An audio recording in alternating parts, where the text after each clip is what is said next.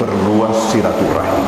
Perluas silaturahim, perluas silaturahim, karena itu adalah salah satu cara untuk memperluas rezeki, kata Rasulullah, untuk melonggarkan rezeki. Beda rezekinya orang yang luas silaturahimnya dengan orang yang sempit silaturahim. Perluas silaturahim. Assalamualaikum warahmatullahi wabarakatuh. Alhamdulillah, alhamdulillahilladzi an'ama alaina ni'matal imani wal islam walladzi hadana ila siratim mustaqim. Ahmaduhu wa ashkuruh wa atubu ilaihi wa astaghfiruh wa na'udzu bihi min syururi anfusina wa min sayyiati a'malina. May yahdihillahu fala mudilla lahu wa may yudlil falan tajida min dunihi waliyyan mursyida. Wa asyhadu an la ilaha illallah wahdahu la syarika lahu wa asyhadu anna Muhammadan abduhu wa rasuluh sallallahu alaihi wasallam wa ala alihi wa ashabihi wa tabi'in lahum bi ihsanin ila yaumiddin. Amma ba'd, fa ya ibadallah, usikum wa iyaya bitaqwallah, faqad fazal muttaqun. Faqad qala Allah subhanahu wa ta'ala fi kitabihil aziz, a'udzu billahi minasy syaithanir rajim. Bismillahirrahmanirrahim. Inna a'tainakal kautsar fashalli li rabbika wanhar inna syani'aka huwal abtar. Shadaqallahul azim wa ballagha rasulul karim wa nahnu ala dzalika minasy syahidin wasyakirin walhamdulillahi rabbil alamin. Hadirin jamaah Jumat rahimakumullah, sebagaimana kita ketahui bahwa umat Islam sedunia sekarang menghadapi bulan Dzulhijjah, menghadapi bulan di mana umat Islam berhaji. Di samping itu juga menghadapi hari raya Idul Adha dan juga ibadah besar berkurban. Dalam kesempatan ini kami ingin mengemukakan bagaimana hakikat daripada berkurban itu. Pertama, di dalam ayat yang saya bacakan tadi dalam Al-Quran, Allah subhanahu wa ta'ala mengatakan, Bismillahirrahmanirrahim, Inna a'tainakal kautsar. Inna, sesungguhnya kami, a'tainaka, telah memberikan kepadamu al-kautsar, kebajikan yang banyak. Sesungguhnya kami telah memberikan kepadamu nikmat yang banyak, yang di dalam surat Ibrahim dikatakan, wa in ta'uddu nikmatallahi la tuhsuha. Andai kata kamu mau menghitung-hitung nikmat Allah itu, kamu pasti tidak akan mampu untuk menghitungnya. Dan karena itu, fashalli li rabbika wanhar, lakukanlah salat untuk Tuhanmu, wanhar, dan berkurbanlah. Dari ayat ini kita dapat petik bahwasanya berkurban itu adalah salah satu bentuk kesyukuran hamba terhadap Tuhan atas nikmat yang begitu banyak yang tidak terhitungkan banyaknya yang ia terima. Dan dikatakan tadi, inna a'tainakal kautsar fashalli rabbika wanhar, melakukan salat dan berkurban. Jadi berkurban itu adalah salah satu bentuk kesyukuran hamba atas nikmat yang tidak terhingga banyaknya yang diterima hamba daripada Tuhan. Kemudian yang kedua, bahwasanya berkurban itu adalah mempunyai pahala yang sangat banyak, yang sangat sulit kita untuk menghitungnya.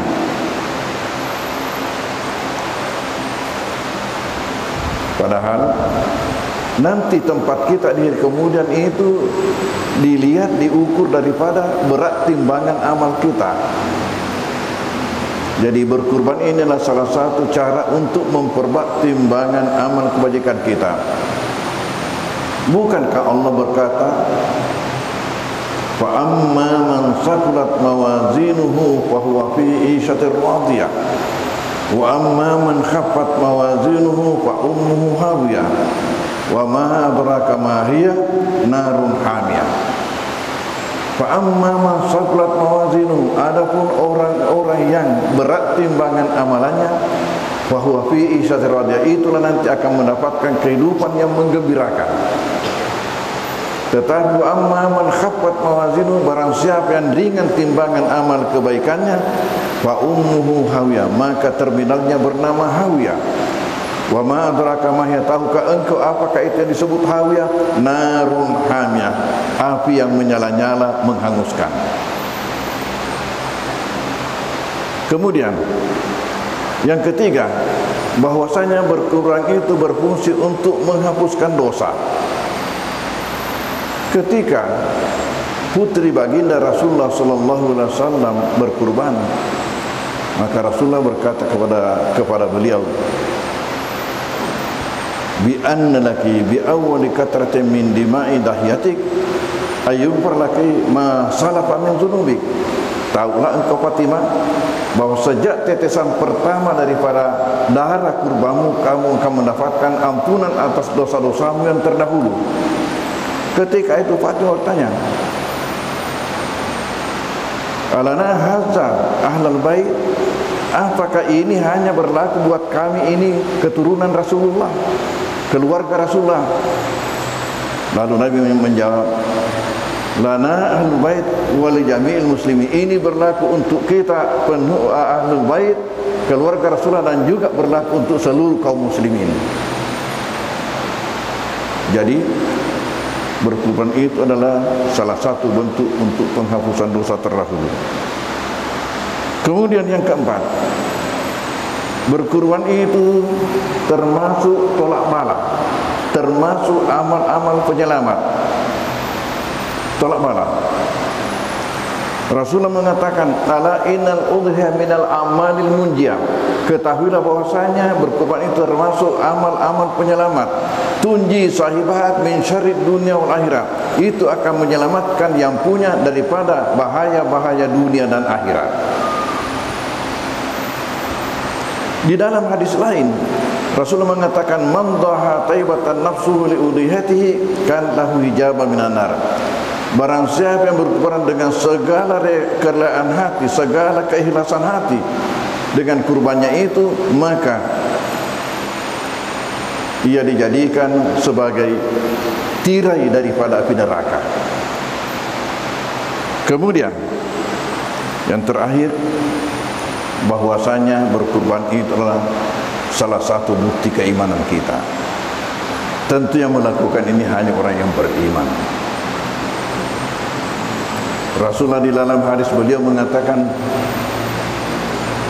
man shalla salatana wa nasaka nusukana fa huwa minna. Barang siapa salat sebagaimana salat kami ini, wa nasaka nusukana, dan menyembelih sebagaimana kami menyembelih kurban, fa huwa minna, itulah yang termasuk golongan kami. Sebaliknya, wa man lam yusalli salatana, siapa yang tidak salat sebagaimana salat kami, wa lam yudahi, dan tidak berkurban, falaisa minna in kana ghaniyan, maka bukanlah golongan kami kalau ia termasuk orang kaya. Jadi berkurban ini dikaitkan juga dengan kemampuan. Di dalam hadis lain beliau justru berkata, man wajada sa'atan li ayyudahi falam yudahi falaihadur musallana. Siapa yang mempunyai kelonggaran untuk berkurban lalu ia tidak lakukan, tidak usahlah datang ke masjid. Hadirin kaum jamaah Jumat rahimakumullah, kalau begitu maka sekarang pertanyaan kembali kepada kita, apakah kita termasuk orang yang mampu atau orang yang kurang mampu atau tidak mampu? Kalau termasuk orang mampu, ya mari kita rebut keutamaan-keutamaan ini, jangan sia-siakan. Kita tidak tahu apakah kita masih dapat usaha untuk mendapatkan tahun depan. Begitu banyak keutamaan yang saya sebutkan tadi, keutamaan tanda kesyukuran kepada Allah, sementara Allah mengatakan Kalau seandainya kamu pandai bersyukur, saya lebih pandai untuk menambahkan nikmatku kepadamu, untuk memperbaiki timbangan amal kita, untuk pencuci dosa kita, ya. Dan begitu banyak pahalanya. Bagaimana pahalanya? Sahabat bertanya kepada Rasulullah, "Ma hadhil udhiyah? Apa sebenarnya berkurban ini?" Nabi menjawab, "Sunnatu abikum Ibrahim." Ini adalah warisan kita dari Nabi Ibrahim. Nabi Ibrahim mendapatkan perintah bukan berkurban dengan seekor domba, tapi mengorbankan anaknya. Dan dia lakukan. Walaupun Allah menggantikan dengan domba besar, karena memang hanya ujian kepada beliau. Dan ini juga merupakan ujian buat kita. Walaupun bukan menyuruh menyembelih anak, hanya dengan hewan kurban. Lalu ketika itu sahabat bertanya lagi, "Pamala nafiha, apa yang kita dapatkan apabila kita berkurban itu?" Lalu Nabi menjawab, "Likulli sya'ratin hasanah." Kamu akan mendapatkan pahala sebanyak jumlah bulu korban, sebanyak jumlah bulu hewan korban. Begitu keutamaan berkurban ini. Oleh karena itu mari kita, ini masih banyak kesempatan, karena masih bulan depan insyaallah, ya masih bulan depan insyaallah, masih ada 1 bulan, kita bisa mempersiapkan bagaimana caranya untuk kita bisa termasuk orang-orang yang berkurban. Lalu kemudian kalau kita termasuk orang yang kurang mampu, kewajiban kita 2. Pertama, perluas silaturahim.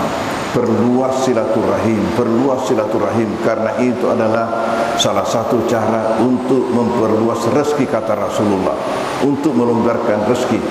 Beda rezekinya orang yang luas silaturahimnya dengan orang yang sempit silaturahim. Perluas silaturahim.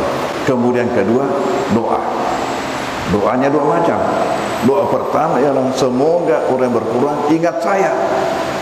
Kemudian doa yang kedua, semoga saya mendapatkan rezeki dari Tuhan sehingga saya juga bisa berkurban untuk tahun depan. Mudah-mudahan ada berkahnya. Amin. Barakallahu lakum fil Qur'anil azim wa nafa'ni wa iyyakum bima fihi ayati wa dzikril hakim wa taqabbal minni minkum tilawatan nasamul alim. Aqulu qawli hadza wa astaghfirullahal azim li wa lakum wa li sa'il muslimina wal muslimat wal mu'minina wal mu'minat fa ya fawzal mustaghfirin wa ya najatat taibin.